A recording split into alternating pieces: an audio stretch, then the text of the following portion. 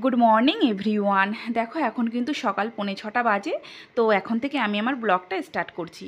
আসলে কি বলো তো, ঘুম থেকে উঠেছি আমি কিন্তু 4:40-এর সময়। আসলে আজকে ছেলের যে স্কুল ছিল না, আমি জানতাম না। তো যথারীতি যেমন উঠি, সে 4:40-এর সময় উঠে ছেলেকে রেডি করে ওকে পাঠিয়ে দিয়েছি রোডে, যে দাঁড়া, আমি তোর ব্যাগটা নিয়ে টিফিন নিয়ে আসছি। তো ও গুছিয়ে গেছে, স্কুলের জন্য রাস্তায় গিয়ে দাঁড়িয়ে আছে। কিছুক্ষণ পরে এসে গেছে, এসে বলছে মাম্মা স্কুল বোধহয় বন্ধ, কেউ আসেনি। বলছি স্কুল বন্ধ, মেসেজ তো দেয়নি। তো পরে শুনলাম না গরমের জন্য অনলাইন ক্লাস হবে। তো দেখো মেসেজটাও দেয়নি যে অনলাইন ক্লাস হবে। তো যাই হোক, 7টা থেকে অনলাইন অনলাইন ক্লাস হবে শুনে আসলাম। আর মেসেজও এখন দিয়ে দিয়েছে দেখলাম, যেহেতু এখন প্রায় তোমার 6:15 হয়ে গেছে।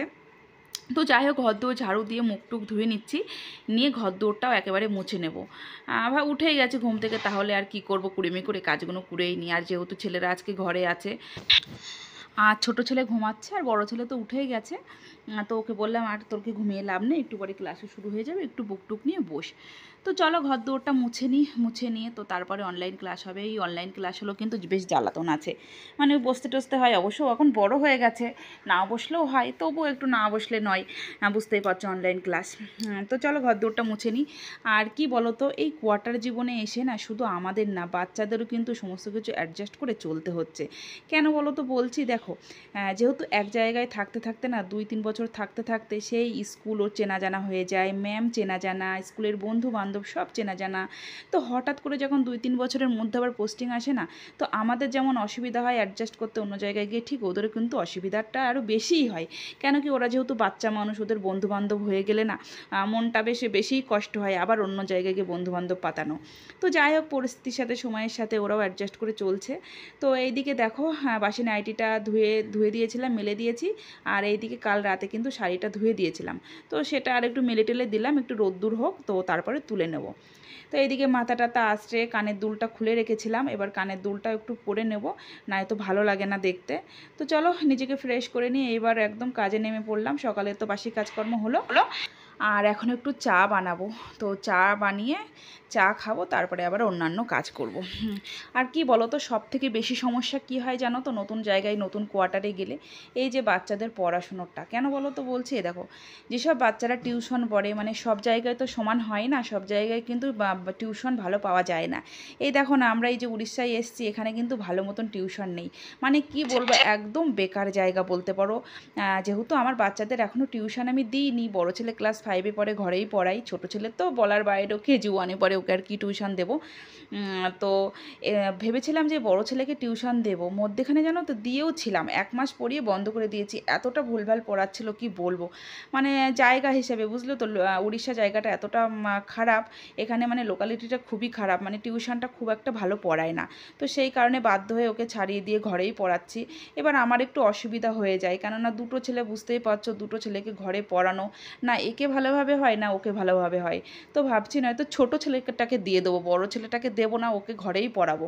এই ছোটো ছেলেকে এই জন্য দেবো, ও আমার কাছে মোটেই পড়তে চায় না, খুব অসুবিধে করে। আর বড় ছেলে অতটা অসুবিধা করে না, পড়লে পড়ে নেয়, কিন্তু বারবার বলতে হয়। এবার দুটোকে একসাথে না ম্যানেজ করা কষ্ট হয়ে যায়। তো সেই কারণে ও বড় ছেলেকেই প্রথমে দিয়েছিলাম টিউশন, কিন্তু এত বাজে পড়ায়, ভুলভাল পড়ায়। এবার ভুলভাল পড়ালে কি টিউশন দেওয়া যায়? তো সেই কারণেই আমি ছাড়িয়ে দিয়েছি। তো এখন আবার খুঁজছি, যদি ভালো পাই তাহলে বড়টাকে দেবো, আর নয়তো ছোটটাকে দেবো, বড়টাকে ঘরেই পড়াবো। তো ওই কারণেই বলছি, পোস্টিংয়ের সাথে সাথে জানো তো আমাদের সাথে ওদেরও ভীষণ অসুবিধে।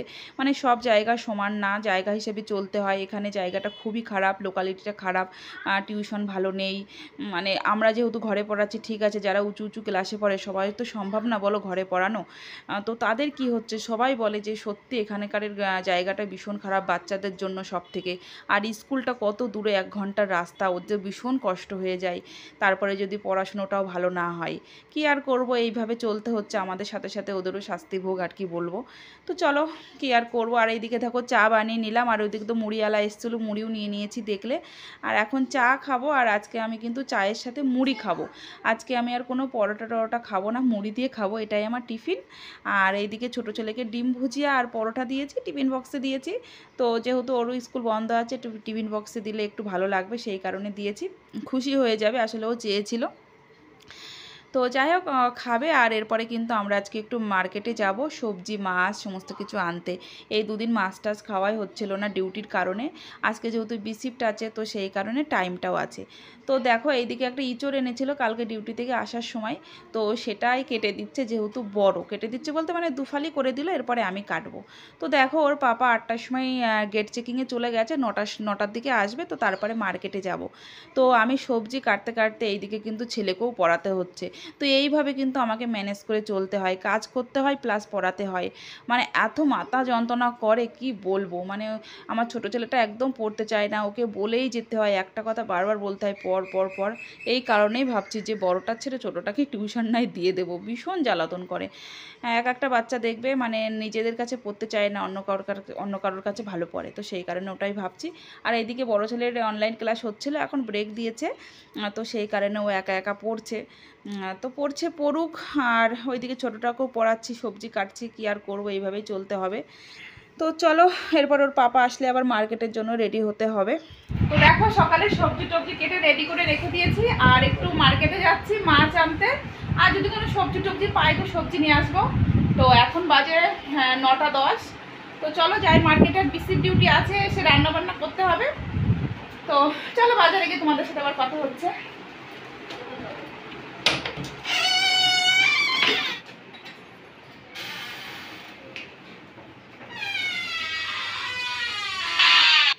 তো দেখো চলে এসেছি, প্রথমেই নিয়ে নেব মাছ। আর মাছ এখানে দেখলাম খুব একটা ভালো নেই, শুধু রুই আর কাতলা। তো আর এক জায়গায় চলে আসলাম, এখানে দেখছি এসে প্রচুর ধরনের মাছ আছে। তো সব কটা মাছের নাম জানি না, তোমার রুই কাতলা ফলুই চিংড়ি আর পুটি টুটি কী কী ছিল। এবার এই দেখো ফলুই মাছ ভেবেছিলাম নেব, কিন্তু খুব ছোট ছোট ছিল, এবার রান্না করলে ভাজলে না একদম তেজপাতা হয়ে যাবে, তো সেই কারণে আর নিলাম না। তো দেখলাম শিঙি মাছ আছে, কেউ কেউ জিওল মাছও বলো, আমাদের ওদিকে আমরা জিওল মাছ বলে থাকি, আর বেশিরভাগ সবাই শিঙি মাছের নামেই চেনে। তো 4 পিস ছিল। আর এখানে শিঙি মাছ কত করে কিলো জানো তো, তোমরা অবাক হয়ে যাবে, 200 টাকা করে কিলো। এরা হয়তো বোঝে না, আর আমাদের বাংলায় এই মাছ 1000 টাকা 900 টাকা করে কিলো। তো যাই হোক 4 পিসই ছিল, নিয়ে নিয়েছি। আর একটা নিয়ে নিয়েছি 1 কিলো 900 গ্রামের একটা কাতলা। তো কাতলা মাছ নিয়েছি। আর আমাদের কাছে একজন মাছ নিতে দিয়েছিল, মানে আমাদের কোয়ার্টারেরই একজন, তাদের জন্য রুই মাছ নেওয়া হয়ে গেছে। ওই দেখো পলিথিনে একটা মাছ শিঙি মাছ আছে, আর একটা ওদের মাছ ছিল। তো চলো নিয়ে নিয়েছি। 60 আছে সিম, কম হবে না?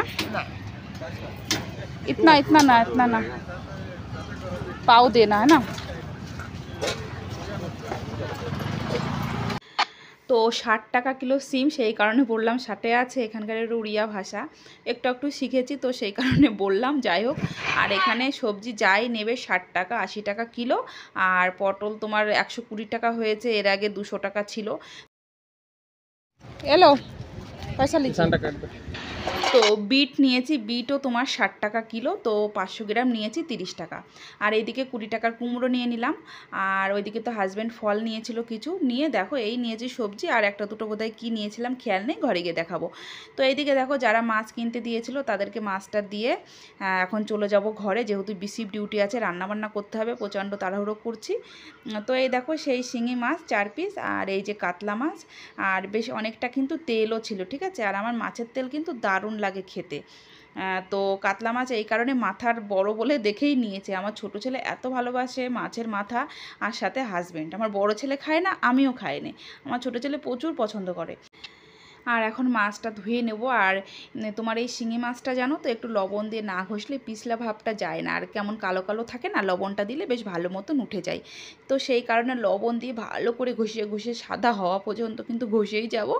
তো ধুয়ে নেবো। আর ওইদিকে যে কী তাড়াহুড়ো করছি, কেননা এখন জানো তো 10:30 বেজে গেছে, আর আমি মাছ ধুয়েই যাচ্ছি। আর বিসিপ ডিউটি মানে বুঝতেই পারছো, 12:30টার মধ্যে খেয়ে দিয়ে বার হবে, এখনও কিছুই আমার রান্নাবান্না হয়নি। তো চলো শিঙি মাছটা ধুয়ে নিলাম, আর এখন রুই মাছটাও ধুয়ে নেব। ধুয়ে নিয়ে ওইদিকে রান্নাবান্নাও বসাবো। আর ছেলের ক্লাস হয়ে গেছে। আর এখানকার স্কুলটাও খুব একটা ভালো না, পড়াশুনো ভালো নেই। ভাবছি এখান থেকে কবে পোস্টিং আসবে। কি বলো, সব জায়গা সমান না, সেইভাবে চলতে হবে। তোমার তো এটা নিজস্ব এলাকা না, বা নিজস্ব বাড়িঘরও না যে তুমি সমস্ত কিছু সেটেল করে নেবে, ভালো জায়গায় পড়াবে। হ্যাঁ অবশ্যই আছে, সেগুলো আরও দূরে দূরে, মানে উড়িষ্যা যেগুলো একটু টাউনের ভেতরে পড়ে। এখানে আমাদের যেহেতু একটু ভেতরে ফেলানো, কোয়ার্টার মানেই বুঝতে পারছো কোথায় হবে। তো সেই কারণে এতটাই খারাপ। এবার খারাপ হলেও কিছু করার নেই, যেমন আছে সেইভাবেই চলতে হবে, তাই না। যেইভাবে চাকরি করছে সেইভাবে আমরাও চলছি। তো ঠিক আছে, কোনো ব্যাপার নেই, এইভাবে আমরা অ্যাডজাস্ট করে নেব, আর নিচ্ছিও, ভালোই লাগে, খারাপ না। আর এইদিকে দেখো কিছু ফল এনেছিল, এখন কাটছে, ওটা খাবো, খেয়ে রান্নাবান্না করব। আর চলো, ব্লগটা কিন্তু আজকে আমি এখানেই শেষ করছি। পরবর্তী ব্লগটা কিন্তু তার পরের থেকে হবে, কি কি হবে সেইগুলো অবশ্যই দেখো, কেন কি এখন লেট হয়ে গেছে, রান্নাবান্না করব। তো চলো, আজকের মতন ব্লগটা এখানেই শেষ করছি। সবাই ভালো থেকো, সুস্থ থেকো, সবাইকে টাটা।